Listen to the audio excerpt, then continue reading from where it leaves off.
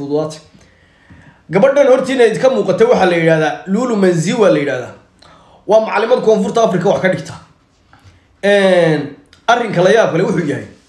macallimadan fasalka ay dhigto waligeed lejan u gambiyay ama xiisada ka maqnaaday ma jiro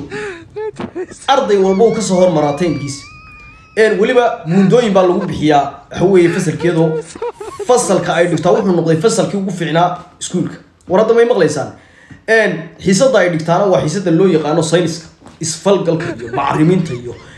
عنتد ليفشيت كيو مقرن سمعتي عنتد كويس تاكتو حتى ده أركز أنا حسد يوم دكتور أونلاين هذا الممكن لكن واحد سوسي فائدة وأنت صي أرضي وحبرشة تشعل كتيران طب كان ماشي أكون كاجحنا مركب واحد دي شيء يا أرضي داس